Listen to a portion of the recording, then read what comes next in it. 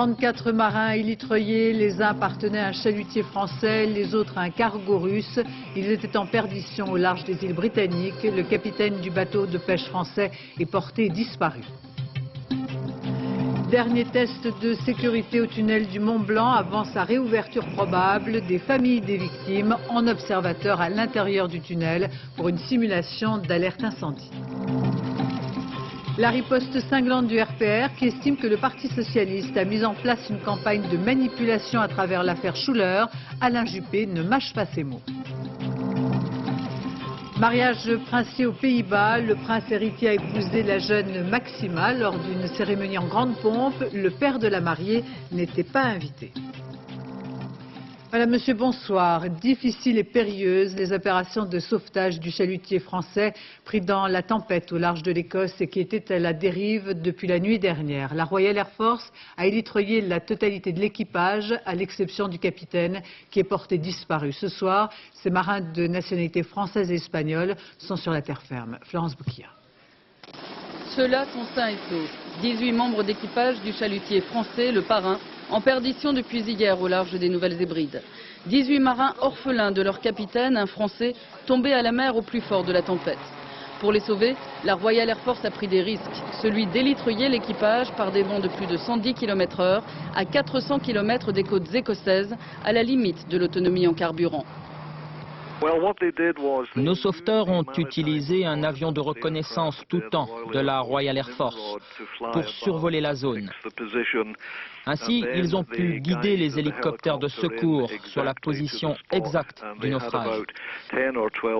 Il n'a fallu ensuite que 10 à 12 minutes pour élitreiller les 18 hommes d'équipage. Quelques heures plus tôt, c'est au large des Cornouailles, cette fois, que la tempête avait balayé ce cargo russe, le Kodima. À bord, 16 marins, eux aussi élitreillés par les gardes-côtes britanniques. La tempête, selon la météo, devrait s'essouffler dès demain. Et cette deuxième tempête qui balaye encore actuellement et pour la deuxième fois cette semaine le Royaume-Uni a provoqué d'importants dégâts. Toute la région est une nouvelle fois la cible d'une violente dépression à l'image de cet avion secoué par les rafales de vent et qui a atterri péniblement sur l'aéroport de Leeds en Angleterre. Avant la réouverture probable du tunnel du Mont Blanc dans les jours prochains, dernier test de sécurité. Et cette fois-ci, des familles de victimes se sont postées en observateur. Sans cacher, on imagine leur émotion pour cet exercice d'alerte incendie à l'intérieur même du tunnel. Didier Guyot, Philippe Fivet. Exercice de sécurité dans le nouveau tunnel du Mont Blanc. Il est un peu plus de 13 heures. Un camion vient de prendre feu. Autocars et voitures sont bloqués. Eh ben, on était dans un car à un moment donné il s'est arrêté parce qu'il y avait un camion en feu devant nous. On est resté quelques minutes dans le car et après on s'est évacué dans un site de protection. 200 bénévoles ont été mobilisés, l'occasion de tester les alarmes, les signaux lumineux. Il faut également voir si les usagers prennent la direction des refuges et enfin il faut soigner rapidement les blessés. Ces deux-là sont les troisièmes personnes que je vois. J'en ai vu une avant qui est partie sur Lausanne parce que c'était un gros brûlé. Et puis là c'est essentiellement des brûlures. À l'exception de quelques signaux à revoir et des ouvertures de portes à simplifier, globalement, l'exercice semble satisfaisant. Il faut maintenant éduquer les automobilistes. Il est important qu'on fasse tout ce qu'on peut, par la formation, par des dépliants, par la radio, etc., pour qu'un réflexe soit de sortir de sa voiture, de son autocar, etc., de son camion, quand il y a une perception d'un danger, notamment d'un danger d'incendie. Les familles des victimes avaient tenu à être présentes aujourd'hui. Elles ont assisté à l'exercice. La sécurité semble désormais assurée, les investissements sont là, mais pourquoi ne pas les avoir fait avant? J'avais besoin, je voulais savoir, je voulais voir, je voulais comprendre, je voulais aller jusqu'au bout. C'est la dernière chose que je pouvais faire. Mardi prochain, les experts se prononceront sur l'avenir du tunnel. Sauf coup de théâtre, ils diront oui à sa réouverture. S'il fallait encore un sondage pour le confirmer, le voici. La sécurité, bien le thème prioritaire des Français dans cette campagne présidentielle. Selon l'IFOP Dimanche Ouest France, 57% des personnes interrogées classent en tête ce sujet avant l'emploi, le chômage et l'insertion des jeunes qui recueillent 42% des suffrages, donc assez loin derrière. À Rouen, 3 adolescents ont été interpellés. Ils auraient incendié une voiture dans le hall d'un collège de Saint-Étienne-de-Rouvray. Entre vandalisme et stupide vengeance d'un élève exclu, le récit Fanny Auvergne, Thierry Breton. Les policiers avaient vite compris qu'ils avaient affaire à de très jeunes gens. Les 3 garçons qu'ils ont arrêtés ont 17 et 18 ans. Ils ont avoué avoir volé une voiture, fait du rodéo dans la cour du collège avant d'y mettre le feu. Le hall, gagné par les flammes, s'est écroulé et de nombreuses salles ont brûlé. À la question des policiers pourquoi, l'un d'eux a répondu « parce que j'étais exclu il y a 2 ans ». Des petites bricoles, genre carreaux corsés, ça peut arriver, mais il y avait quand même un certain respect du collège, quoi. Même si on est dans un quartier sensible. On n'a jamais touché au collège, et là je comprends pas. Symboliquement, oui, c'est très grave. Ça veut dire que cette institution qu'est l'école est remise en cause par des jeunes qui n'y ont certainement pas trouvé leur place. Cet acte ne semblait pas prémédité, c'est un coup de folie, comme il en arrive de plus en plus souvent, d'après le commissaire. Très certainement, c'est un besoin certainement inconscient de la part de ces jeunes de faire voir, de faire connaître leur existence par des actes de délinquance et par des actes qui sont de plus en plus spectaculaires. Ce soir, 2 des adolescents dorment en prison. À Rouen, plus de 80 voitures ont été brûlées en janvier, soit 2 fois plus que l'année dernière, à la même époque. Et puis à Vernon, toujours dans l'enceinte d'un collège, ce sont 4 voitures qui ont été prises pour cible, dont celle du proviseur. Il n'en reste que des cendres. Une enquête a été ouverte. Stéphane Bretner. Un tiers du bâtiment ravagé par les flammes, certains bouts de façade ont même fondu sous l'effet de la chaleur. Vendredi soir, après les cours, 4 voitures garées sous le bâtiment administratif sont incendiées volontairement. Le feu prend immédiatement, 40 pompiers interviennent, aucun blessé. On ne sait pas actuellement quels sont les auteurs de cet attentat. Simplement, le gardien a vu 15 personnes courir, 15 jeunes courir après avoir aspergé les voitures d'essence. Les 4 véhicules détruits appartiennent au proviseur et aux membres du personnel. D'après les premiers résultats de l'enquête, les incendiaires ne seraient pas scolarisés dans ce lycée d'un quartier sensible de Vernon. Malgré les dégâts, les cours ont pu être assurés normalement ce samedi matin. Et ceci nous amène tout naturellement à évoquer ce colloque de magistrats aux entretiens de Saintes en Charente-Maritime, où professionnels de la justice et du politique se sont retrouvés autour d'un thème essentiel, l'insécurité et l'aggravation de la délinquance, notamment sur les mineurs. Voici le regard de ceux précisément qui ont en charge cette délinquance au quotidien. Yasmina Farber, Valérie Lucas. Ils interpellent, jugent, défendent des délinquants. Des policiers, des magistrats, des avocats qui observent le phénomène de l'insécurité sur le terrain. Les chiffres parlent, 20% des délits sont commis par des mineurs et l'uniforme ne les effraie pas, bien au contraire.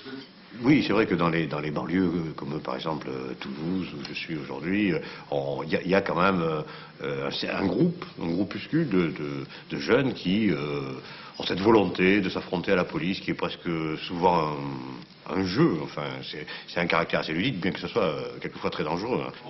Comment canaliser cette violence? Qui peut prendre en charge les jeunes délinquants? Un ancien ministre de l'Intérieur a son idée. Ça fait des années et des années que nous, les élus de tous bords, on demande qu'il y ait des établissements adaptés. Certes, il ne s'agit pas de remettre les maisons de correction, mais des établissements adaptés avec du personnel éduqué pour s'occuper de ces gosses, etc.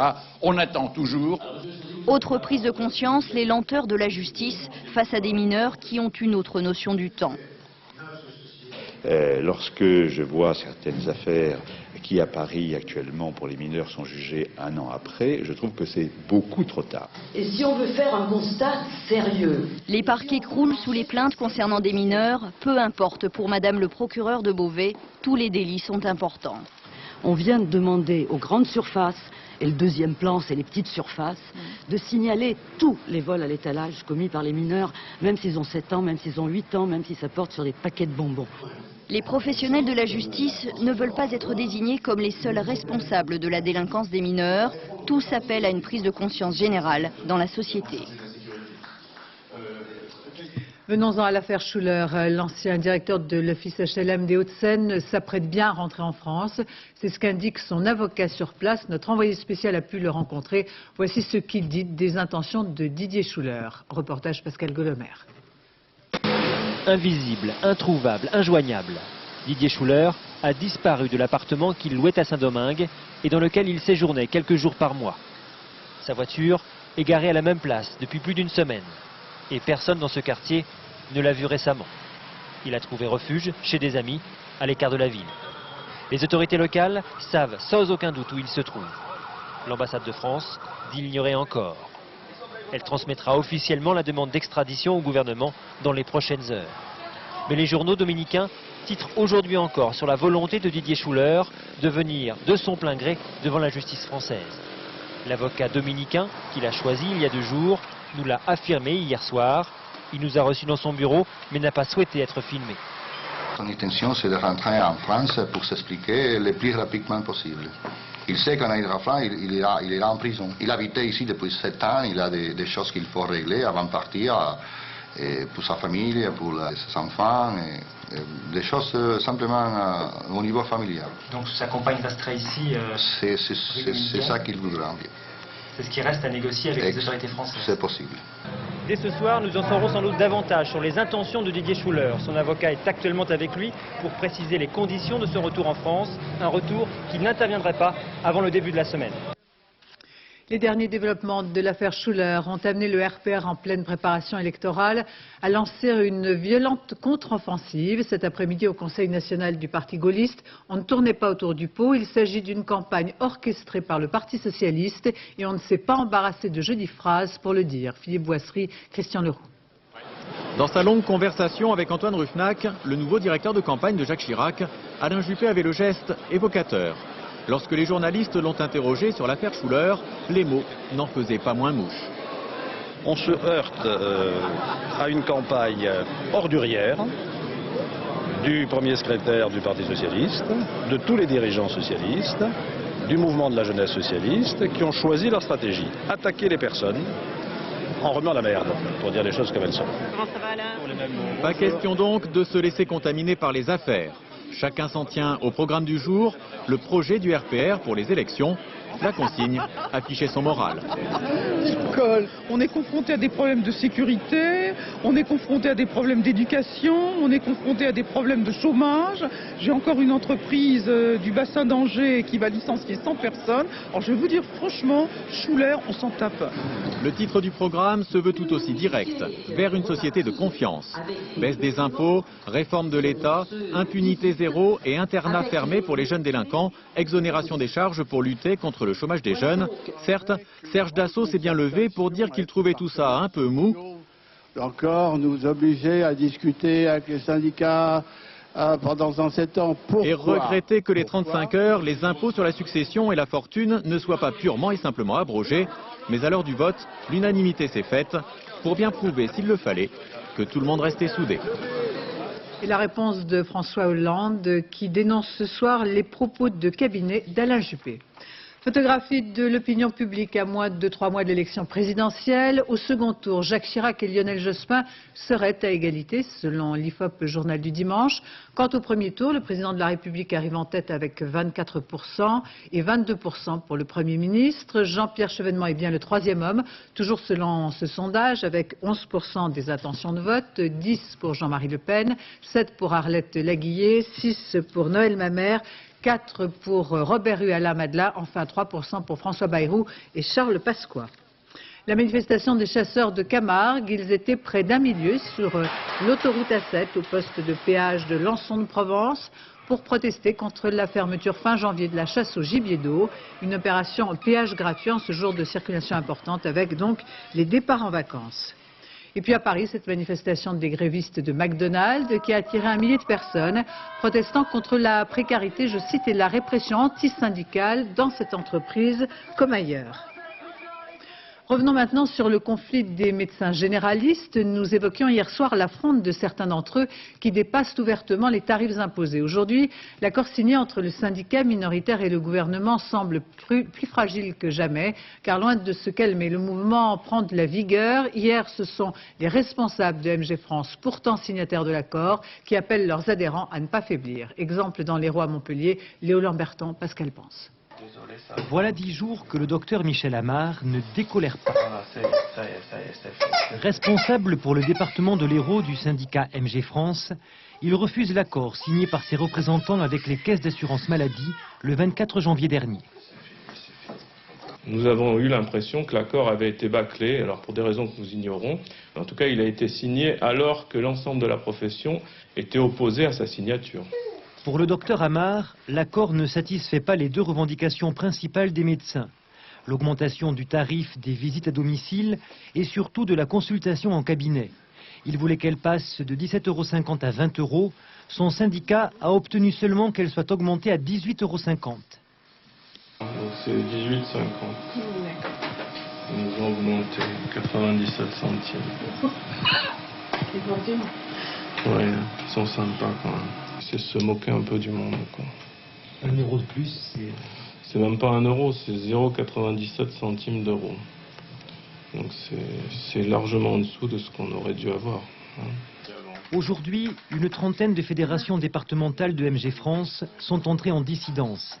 Elles exigent la convocation d'une assemblée extraordinaire de leur syndicat pour obliger leur président à reprendre les négociations ou à démissionner.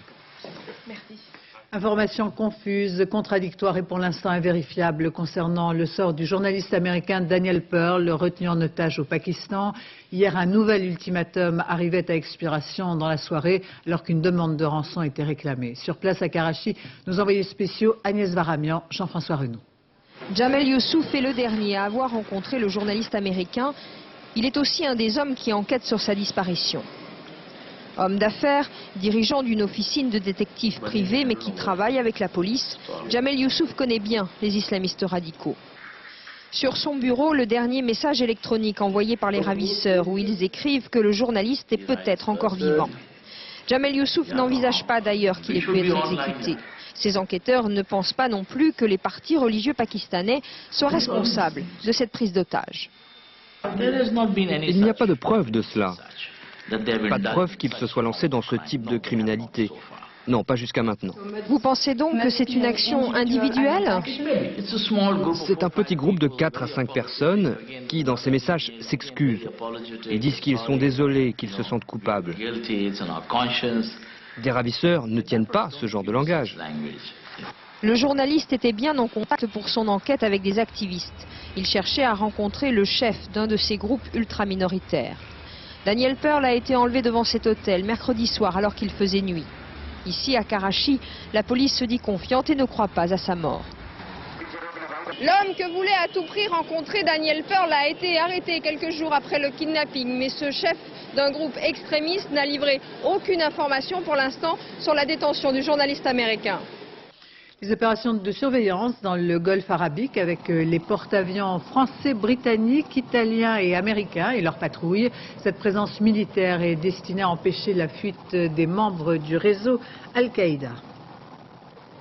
Je vous propose maintenant de partir en Tunisie. Son nom ne vous dira peut-être rien, mais cet opposant communiste, poursuivi depuis plusieurs années par toutes les polices du pays, Hama Amani a décidé lui-même de se présenter devant la justice. Aujourd'hui donc, devait se tenir son procès dans la salle d'audience de nombreux partisans de cet opposant de gauche. Le tribunal a été évacué par 2 fois. Jérôme Beny, André Issera. Ce matin, après 4 ans de clandestinité, la bête noire du régime tunisien décide de se présenter au tribunal où l'attendent ses partisans. Nous avons décidé de réapparaître. Nous avons pris cette décision parce que nous sommes convaincus que le moment est venu pour que nous menions notre combat à visage ouvert. Hama Amani avait été condamné à 9 ans et 3 mois de prison en son absence. Ce matin, le tribunal devait siéger pour le juger avec 3 co-inculpés en leur présence. Ils appartiennent au Parti communiste des ouvriers de Tunisie, organisation interdite. Au ministère de la Justice, on rappelle que Hama Amani a été condamné pour incitation à la violence. Lorsqu'il a distribué, M. Hamami, des tracts, il a incité à la rébellion. Et c'est pour cette raison qu'il a été poursuivi pour ça. La réunion de la famille du rebelle va être de courte durée. Dans quelques minutes, l'audience commence et on ne sait pas ce que ça va donner. En fait, l'audience se passe mal. Les inculpés sont interpellés par la police dans l'enceinte même du tribunal, sous les yeux des enfants, inconsolables. La caméra de nos confrères d'Arte est endommagée par des policiers tunisiens. Les journalistes doivent quitter les abords du tribunal. Nous venons d'apprendre que les peines de Hama Amani et de ses co-inculpés avaient été confirmées ou même aggravées par le tribunal et que certains des prévenus ont subi des violences de la part des policiers qui les emmenaient. À New York, les grands capitaines d'industrie retranchés dans un grand hôtel de la ville n'ont rien pu voir de la manifestation anti-mondialisation qui se déroule plutôt dans le calme, du moins jusqu'à présent. La seule passerelle entre ces deux colloques, celui aux États-Unis et l'autre à Porto Alegre, s'est faite au son des tambours. Sur place, Étienne Lénart. Sans doute fallait-il se pourvoir d'un peu d'imagination, mais les abords de Central Park se voulaient ce matin résolument brésiliens. Certes, la température ne dépassait pas 0 degré, les moufles et les bonnets auraient sans doute dénoté dans les rues de Porto Alegre, mais le message, lui, est le même. La génération Seattle vient dénoncer la globalisation et ceux qui sont chargés de la mettre en musique. Il ne faut pas régler l'économie comme ça pour contrôler le monde, c'est tout. Hein. Ce n'est pas démocratique et tout le monde dans chaque pays doit avoir une voix. Dans Central Park, il y avait sans mentir plus de policiers que de manifestants. Les abords de l'hôtel où se déroule le Forum économique mondial sont complètement bouclés. Et dans une ville qui se remet tout doucement des attentats du 11 septembre, l'atmosphère n'était certainement pas à la confrontation. Et sans présager de ce qui pourrait se passer dans les heures qui viennent, il semble bien que les manifestants, eux aussi, aient compris que New York, par les temps qui courent, n'a besoin ni de violence, ni de débordement. Au Brésil, le Forum social de Porto Alegre s'est transformé hier soir en une véritable annexe du Palais Bourbon. Pas moins de 3 ministres, des députés par dizaines et 3 candidats à l'élection présidentielle. La politique française se fait autour de la table de la mondialisation. Reportage Alban Mikosi, Mathieu Drejoux. Dans ce restaurant de Porto Alegre, les danseurs ont beau se démener, le spectacle est autant dans la salle que sur la scène.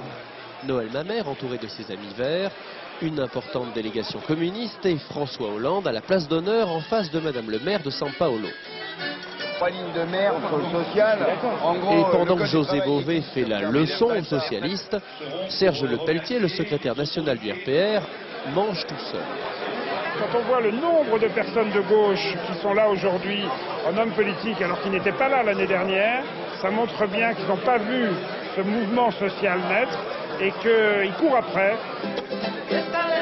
Dans l'après-midi, sur le campus de l'université, Serge Lepelletier commence sa mission, prendre des contacts, nouer des amitiés auprès des associations antilibérales.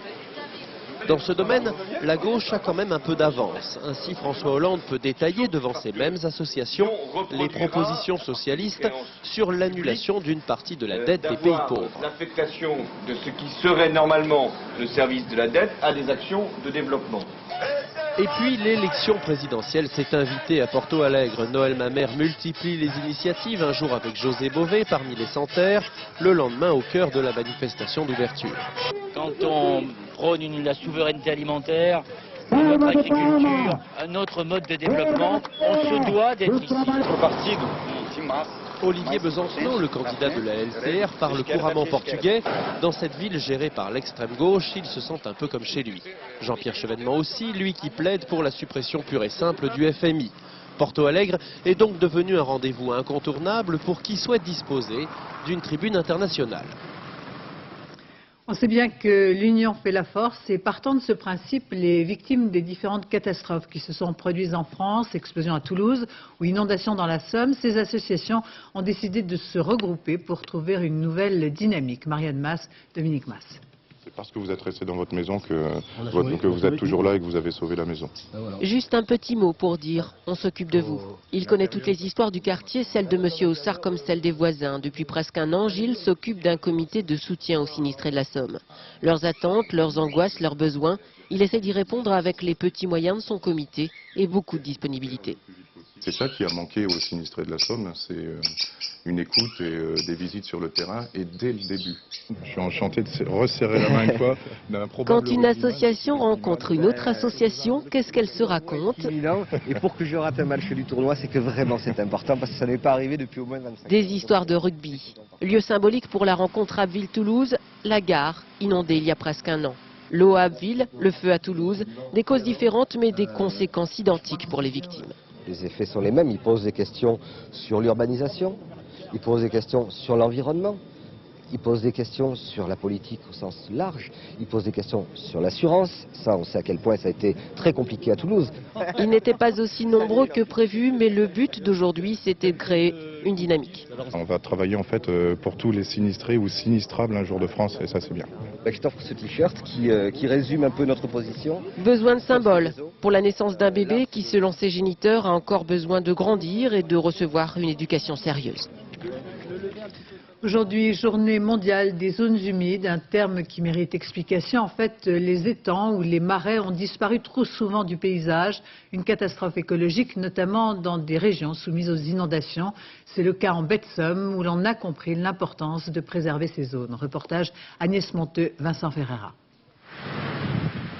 Il y a 2 ans ici, il y avait une carrière de gravier. Aujourd'hui, on y réinstalle des étangs et des marais.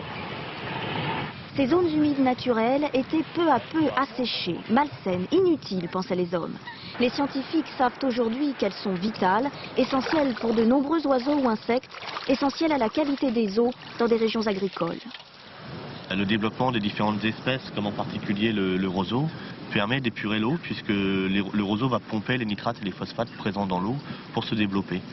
Et c'est d'autant plus important que ça permet d'épurer l'eau avant de la rejeter en mer. Mais ces marais peuvent devenir un piège redoutable. À quelques kilomètres de là, toutes les maisons installées à côté des zones humides ont été inondées quand la Somme est sortie de son canal. Le maire de Mareuil-Cobert est né dans cette région de marais. Il veut les garder à tout prix, mais il le sait, il faut les nettoyer. Continuez comme ça, l'arbre ici, vous me le laissez comme repère. Sans cela, l'eau ne s'écoule plus.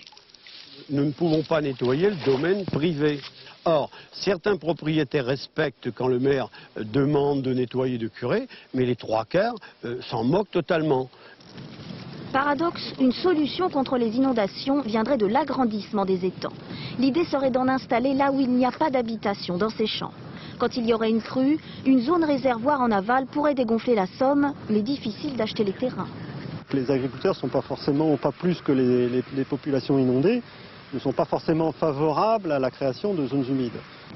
La moitié des zones humides a disparu en France. Tout le monde sait qu'il faut les restaurer, mais personne n'en veut chez soi. Le début des vacances de février, prudence sur les pistes. Un surfeur et un skieur se sont tués dans les Alpes, l'un aux Arcs, l'autre dans le Queyras. La sécurisation des pistes est bien l'une des préoccupations essentielles des stations. Avant l'arrivée des premiers vacanciers, le damage des pistes a lieu la nuit dans des conditions forcément difficiles, comme le montre ce reportage de Marie-Pierre Samitier et Cédric Picot. Chaque soir, les 17 dameuses de la station partent travailler jusqu'à 1h30 du matin. Elles vont damer et sécuriser 70 km de piste. La station est située au bord d'une falaise, alors il a fallu équiper certaines machines d'un treuil pour les endroits difficiles. Car la dameuse pèse 10 tonnes qu'il faudra retenir en cas de fausse manœuvre. Je m'amarre avec ma machine à treuil pour faire une piste à forte pente. Et la dameuse plonge dans la piste rouge des Prolets, inclinée à 38%. Grâce au point d'ancrage situé plus haut dans les rochers, elle va pouvoir remonter. Elle pousse devant elle des dizaines de mètres cubes de neige qu'elle transporte au sommet de la piste, car dans la journée, les skieurs font glisser la neige jusqu'en bas. Il faut aussi remblayer les plaques de terre et les rhododendrons qui apparaissent au milieu des pistes à cause du beau temps. Véritable champ de bataille le soir, voici la piste au lever du jour. Avant 9h, heure d'ouverture, tous les panneaux de sécurité sont vérifiés par les 50 pisteurs de la station. On installe les filets pour faire ralentir les skieurs qui vont de plus en plus vite. Maintenant, on a des pistes un peu des boulevards, il n'y a plus de boss, il n'y a plus rien. Alors les gens se laissent aller, ils skient peut-être un petit peu plus haut que leurs moyens, et ça crée des collisions. Chaque année, plus de 50 000 accidents ont lieu sur les pistes de ski, dont de nombreuses collisions dues aux skieurs imprudents. Le début du tournoi Destination, direct sur France 2 cet après-midi. Le 15 de France a finalement réussi à battre l'Italie 33-12, mais les tricolores ont multiplié les fautes. Une victoire laborieuse. Christophe Duchiron, Frédéric Basile. Que personne ne s'y trompe. Cet essai de Damien Traille en fin de première période, c'est l'essai qui cache la misère du 15 de France. Bien sûr, à la pause, c'est la France qui mène mollement 19-12 face aux Italiens. Mais alors que de fautes, que de ballons perdus, que d'erreurs. En alternant le pire et le moyen, le 15 de France se préparait une sévère remontée de bretelles au vestiaire. Et remontée de bretelles, il y a eu. Rien, pas une passe. On leur a donné 12 points, ils n'ont pas fait une passe. Pas une.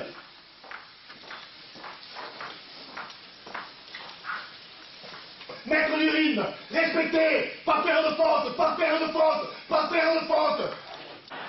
En deuxième période, il y aura un léger mieux, mais les Italiens ont empêché les Français de jouer par tous les moyens.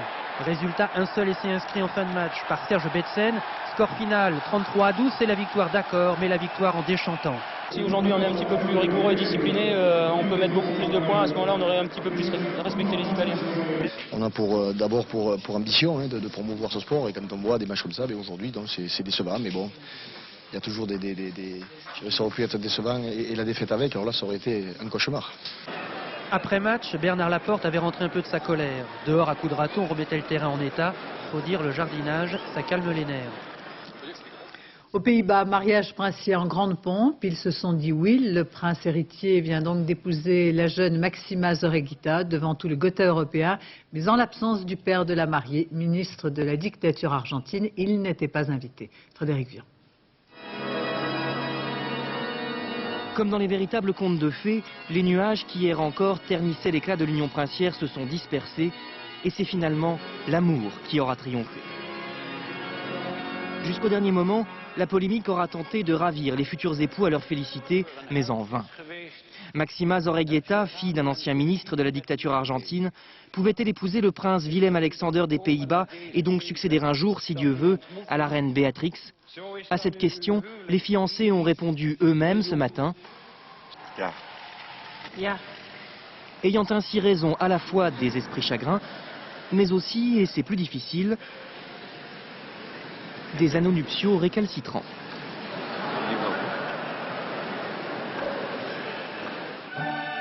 En épousant son Altesse royale, Willem, Alexander, Klaus, Georg, Ferdinand, prince d'Orange et de Nassau, Máxima, roturière âgée de 30 ans, devient donc la future souveraine des Pays-Bas. À la fois catholique et issue d'une famille compromise dans un régime responsable de milliers de disparitions, Máxima a cependant conquis le cœur des Néerlandais. Quant au prince, il aurait préféré, dit-il, renoncer au trône plutôt qu'à ce mariage. Il aura donc finalement les deux. Au pays des moulins et des tulipes aussi, l'amour est toujours le plus fort. C'est sans doute la forme la plus poussée de musique électronique. Comme orchestre, 33 platines rassemblées en cercle et utilisées par des disques jockeys comme autant d'instruments de musique. Jacques Deveau, Michel Hiver. D'abord, il y a l'installation. 33 platines placées en cercle. 33, hommage aux 33 tours du bon vieux vinyle. Chaque platine joue une boucle, composée et enregistrée spécialement pour le spectacle. Ce n'est pas une rave party. C'est à mi-chemin entre la performance et le concert. Mais ça s'adresse au corps. Ce n'est pas ce qu'on a appelé la musique concrète. Dans cette symphonie électronique, chaque platine est un instrument. Un mélange de notes et de bruits, parfois obtenu en direct, et dont l'origine peut surprendre. It makes and this one, so you can make beats with it.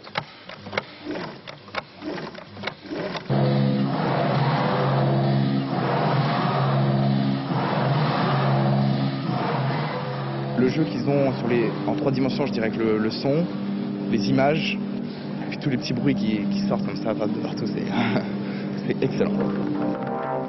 Le Quatuor de l'Electronic Lounge Orchestra envisage d'aller encore plus loin dans la recherche de son. Pour le prochain spectacle, il n'y aura que des machines à coudre.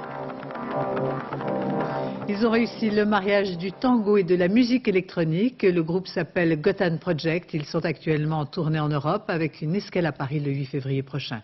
Olivier Lenuzza, Raymond Chaplard. La Revancha del Tango, le titre d'un album.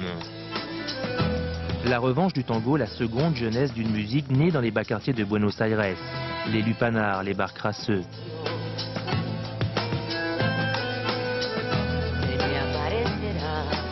Le tango, propulsé 150 ans après sa naissance sur les pistes de danse de Londres, de New York, grâce à 3 musiciens, un Suisse, un Français, un Argentin, parisiens d'adoption. On voulait spécialement pour le tango ouvrir plus de portes, parce que le tango c'est une musique très riche, c'est un univers très vaste, mais qui est dans un certain point un peu clos. Et donc il avait besoin de s'ouvrir aux nouvelles cultures.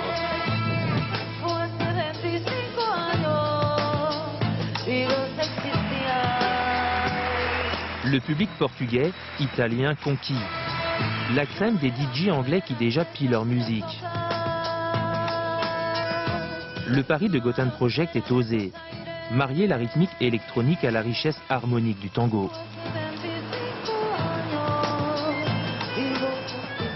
Pour faire avancer la musique, quoi qu'il arrive, il faut toujours faire des fusions, des chocs culturels, des sortes d'accidents, comme on a essayé de faire. Et de ces choses-là, il sort toujours quelque chose. L'Argentine, la France, passion tango. Il y eut Carlos Gardel, né à Toulouse, l'artiste aux 800 chansons.